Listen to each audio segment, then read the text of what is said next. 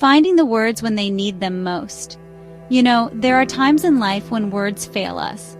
When something so profound and deep touches our lives, it's hard to know what to say, especially when we're trying to comfort someone who's hurting. We've all been there, wanting desperately to offer solace and support to a friend or loved one experiencing grief, but unsure how to navigate those tender emotions.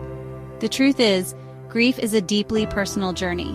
No two people experience it the same way, and what might seem comforting to one person might feel hurtful to another. But that doesn't mean we should shy away from offering our love and support. In this video, we're going to explore 10 common phrases that, while well-intentioned, might not be the most helpful things to say to someone who's grieving. More importantly, we'll discover what we say to offer genuine comfort and understanding during those difficult times. Because sometimes, the most powerful gift we can give is simply our presence and a listening heart. Now, we've all heard this one, haven't we? They're in a better place now. And while it comes from a place of wanting to offer comfort, imagine you're in the depths of grief, your heart shattered into a million pieces. Hearing that your loved one is in a better place might just emphasize the fact that they're not here with. It can feel dismissive of your very real pain. It's like saying, well, they're happy, so you should be too. But grief doesn't follow logic or reason. You miss their laugh, their touch, their presence in your life. Instead of trying to find a silver lining, sometimes the most comforting thing you can say is simply, I'm so sorry for your loss, or my heart breaks for you. Let them know you're there to sit with them in their pain, without judgment or expectation. Oh honey, this one's tricky. We want to empathize, we want to relate, but grief is like a fingerprint, entirely unique to the individual. Saying, I know how you feel can actually feel minimizing, even if you've experienced a similar loss. Their grief is about relationship with the person they've lost, their shared history, their unique bond. Your experience, while valid, won't ever be an exact match. Instead of comparing experiences, try saying something like, I can't imagine what you're going through, but I'm here for you. Offer your presence, your support, without trying to project your own feelings onto their experience. We often try to find the positive, don't we? And while a long life is a blessing, telling someone, at least they lived a long life, can unintentionally diminish the rawness of their grief. It's like saying their grief is less valid because their loved one had a certain number of years. But grief isn't a mathematical equation, it's a heart in deep mourning. Instead of focusing on the length of their loved one's life, celebrate the richness of it. You could say, they had such a beautiful life, or their memory will be a blessing forever. Acknowledge their loss without trying to quantify their pain. Now, we all want our loved ones to be strong, especially in the face of adversity. But grief is not the time to put on a brave face. Telling someone to be strong can feel like an added burden, like they're not allowed to fully express their pain. Grief is messy, it's unpredictable, and it requires us to be vulnerable. Encourage that vulnerability by creating a safe space for them to express their emotions without judgment.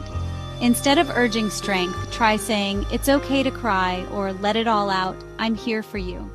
Give them permission to feel the full weight of their grief, knowing that you'll be a steady presence throughout the storm.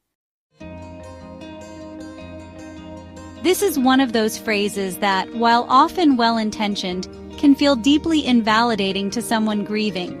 In the face of profound loss, the idea that there's a grand plan or a reason for their pain can be difficult, even impossible to process. It can make them feel like their pain is part of some cosmic design, rather than a natural response to a devastating loss. Instead of searching for reasons, try offering comfort in the present moment. Say something like, I'm here for you, whatever you need, or I'm here to listen without judgment. Sometimes the most comforting thing you can do is simply be a source of love and support in the midst of their pain. Now, we know time is a healer, but grief doesn't adhere to a specific timeline. Telling someone, time heals all wounds, can feel dismissive, like you're minimizing the depth of their pain. It's like saying, Just give it a few weeks, months, years, and you'll be fine. But grief isn't a linear journey. It ebbs and flows, sometimes resurfacing when we least expect it. Instead of putting a time frame on their healing, acknowledge that grief takes time. Say something like, "Take all the time you need, or I'll be here for you, for as long as it takes." Offer your unwavering support without putting pressure on them to get over it.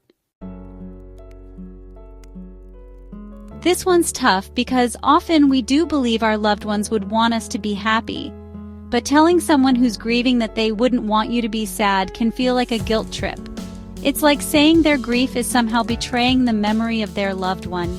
But grief is a testament to love. It's the other side of the coin of a love so profound, so deep, that its absence leaves a gaping hole in our hearts. Instead of implying their grief is misplaced, acknowledge their pain. You might say, "It's okay to grieve." They wouldn't want you to hold back your feelings. Let them know that their love for their loved one is what's causing their pain, and that's perfectly okay. Oh honey, no. Never ever say this to someone who's grieving. Grief has no timeline, no expiration date. Telling someone they should be over it by now is not only insensitive but also incredibly hurtful. It invalidates their experience and puts unnecessary pressure on them to move on according to someone else's timeline. Grief is a deeply personal journey, and each person processes it at their own pace. Instead of imposing your expectations on them, try offering understanding and support. You can say, "Grief has no timeline. Take all the time you need to heal." Remember, healing is not linear, and it's essential to allow space for the ups and downs that come with it. While it's true that having a support system is invaluable during times of grief, telling someone, "At least you have other loved ones," can feel incredibly dismissive. It's like saying their grief for this particular loss is somehow lessened because they have other people in their life. But each relationship is unique, each bond irreplaceable. Instead of comparing relationships, acknowledge the significance of their loss. You might say, "Your feelings are valid. This loss is significant, and it's okay to grieve." Remind them that their grief is a testament to the special bond they shared with the person they've lost. This one breaks my heart. While well-intentioned, suggesting that someone can simply replace a loved one, whether it's a child, a partner, or a beloved pet, is incredibly insensitive. It minimizes the unique bond they shared and implies that any loss can be easily replaced. But the truth is, love doesn't work that way. Each relationship is a tapestry of shared experiences, memories, and emotions that can never be replicated. Instead of offering quick fixes, acknowledge the depth of their loss. You can say, "Your loss is significant, and I can't imagine what you're going through. I'm here for you if you need anything at all." Let them know that you see their pain, you validate their grief, and you're there to support them through it. You know, when we encounter someone navigating the choppy waters of grief, it's easy to feel at a loss for words.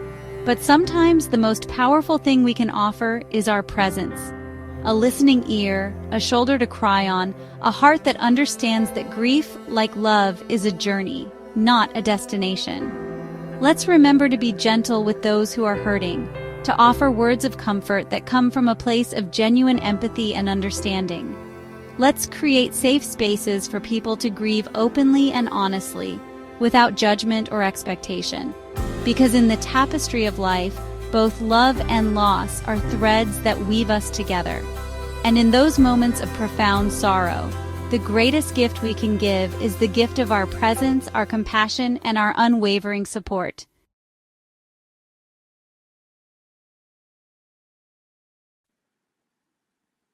Thank you for watching.